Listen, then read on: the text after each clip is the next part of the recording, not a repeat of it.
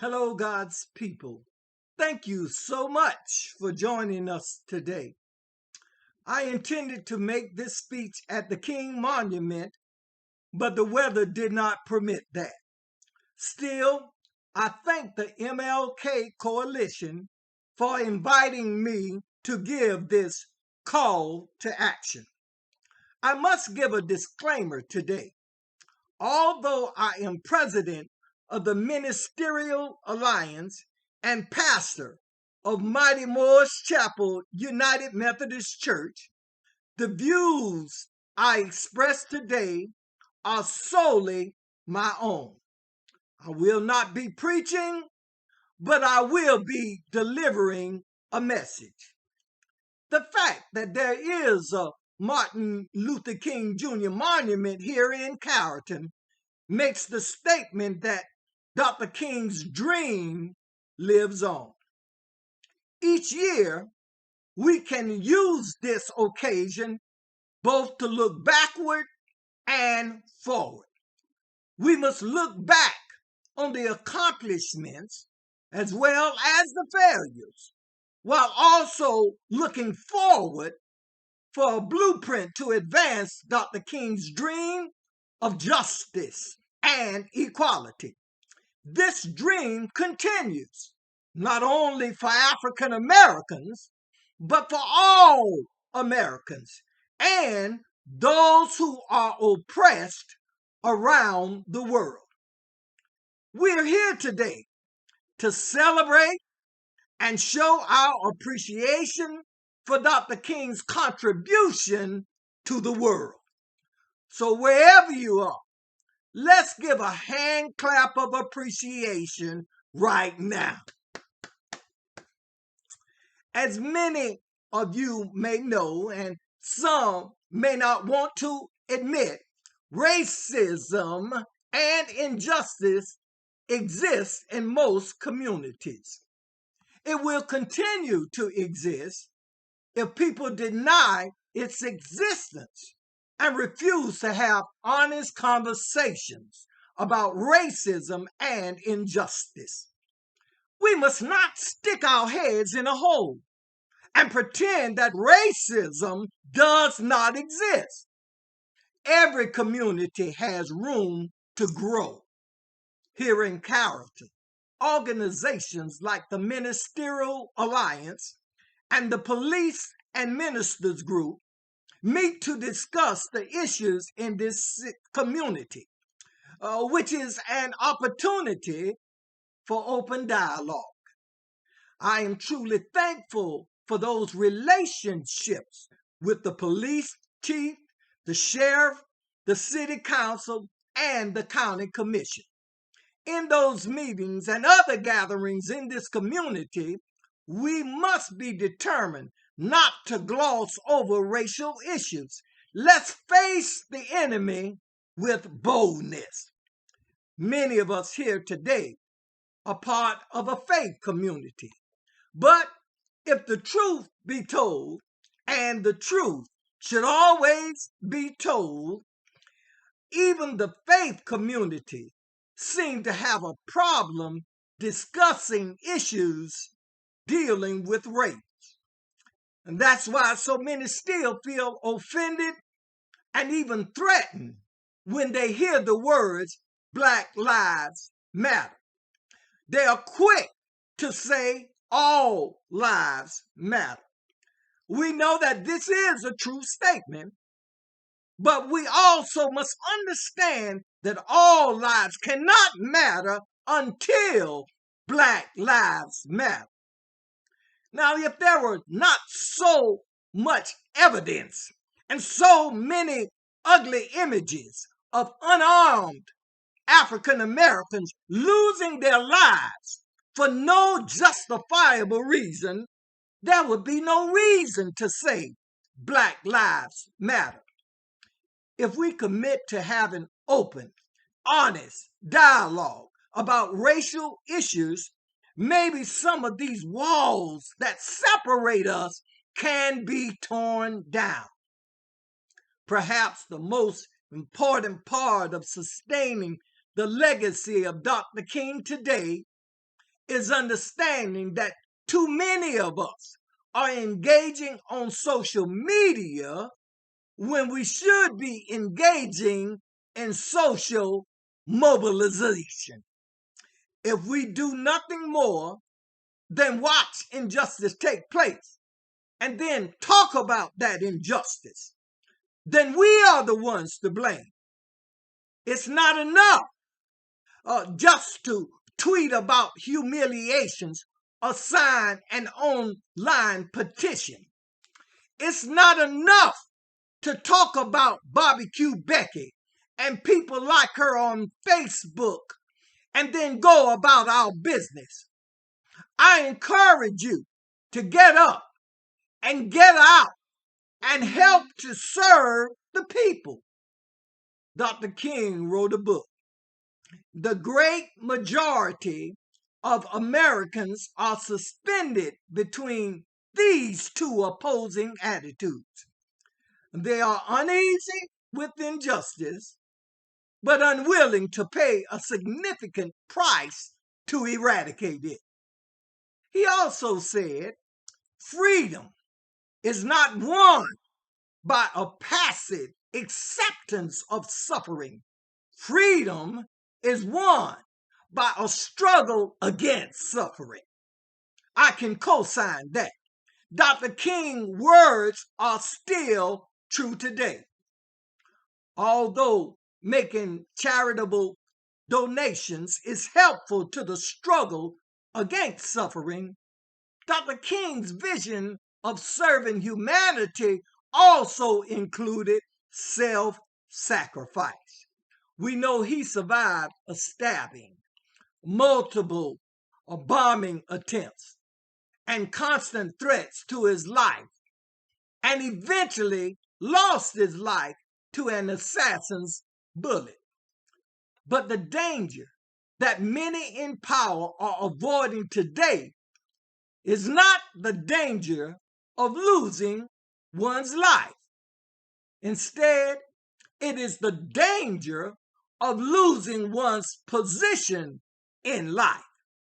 Let me make that plain. Many have lost their integrity in order to hold on to their position. They are afraid to stand against misinformation that is destroying this nation. I challenge you today to reject this fear and exhibit self-sacrifice that's not done from the comfort of your home or from the comfort of your church or from the comfort of your community. It is a self-sacrifice that takes you out of your comfort zones. Dr. King once said that, and we must know on some positions, cowardice asks the question, is it safe? Expediency asks the question, is it politic? Vanity asks the question, is it popular? Oh, but conscience asks the question, is it right? There are times when you and I must take a stand that is neither safe, nor politic, nor popular. But you and I must do it because it is right. Dr. King stood up for racial justice, which most of us will now say was the right stand to take. The legacy of Dr. King has become one of America's best examples of ethical history. Schools teach that Dr. King defeated a few bad segregationists by standing up to them nonviolently. Then a lone gunman targeted him, and that the nation mourned his death. But that is not the whole truth. You see, fighting segregation, let alone fighting for true equality, wasn't safe, it wasn't politic, and it wasn't popular at that time. In an early 1968 Harris poll, just before Dr. King was assassinated, he had a 75% disapproval rating in this nation. In my hometown, St. Augustine, Florida, our nation's oldest city, beautiful St. Augustine, Dr. King led protests. And he was not very popular with family members of those who were arrested during the protest. And because of the strong presence and the power of the Klan, many employers were forced to fire or lay off African American workers while Dr. King was there. That also made him unpopular. Although my grandmother was one of those laid off, she loved Dr. King. I was only 9 years old, but I remember that on June 12, 1964, Dr. King was arrested on the steps of the Monsoon Motor Lodge, where he asked to be served at the Whites Only Hotel restaurant. 17 rabbis heard a call to action and came to support him. They were arrested at that same Monsoon Motor Lodge for praying at the entrance. A few days later, the owner poured acid into the swimming pool when black and white activists jumped in to protest segregation policies. This event created one of the most prominent images of the movement and led to the passing of the Civil Rights Act of 1964. Understand this: fighting justice and equality, fighting for justice and equality is not popular. Some do not want justice because they benefit from injustice. There's a saying that says when you're accustomed to privilege, equality feels like oppression. And I don't say that to be callous. If the truth be told, and the truth should always be told, all of us have privilege of one sort or another. Whether it is based on our race, our gender, our sexual orientation, our class, our physical condition, or our financial circumstances. So I challenge those who are able to continue giving to that public school fundraiser, but also advocate for equal funding for all schools. These past few years have served as a wake-up call that hatred, racism, and injustice is alive and well.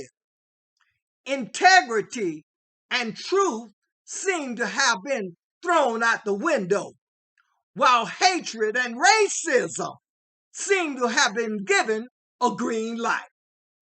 What Dr. King was fighting for has not been accomplished and will not be accomplished by us all pretending to be colorblind. It's not that simple, people. Dr. King was assassinated for fighting a fight that is hard to win, and one that will certainly make some people feel as if they have lost the fight. But the fight is not over. I challenge you to keep on fighting. And I appeal to you today that if you are truly opposed to injustice, don't just be a spectator. You and I must live, serve, and fight for social justice and economic justice for all. This is a call to action to guard the legacy of Dr. Martin Luther King, the drum major for justice. This is a call to action to be bold enough to fight injustice regardless to whether you are conservative or liberal, Republican or Democrat. This is a call to action, to label a lie as a lie and the truth as the truth, because only the truth can set you free. This is a call to action to keep the dream alive by standing up for what we know is right, even at the risk of being criticized and ostracized by those who knowingly support what they know is wrong. This is a call to action, people, to guard Dr. King's legacy from those who want to diminish and tarnish it and even extinguish his dream. This is a call to action to throw hatred, racism, and injustice under the bus. You and I must keep the dream alive. You and I must become drum majors for justice, knowing that a drum major is more than just a member of the band. A drum major leads the band. This is a call to action to help lead this nation in the right direction. Keep the dream alive, not only by honoring the dream, but by living out the dream. It all starts with you and I. Go in peace, knowing that God goes with you. Accept this call to action.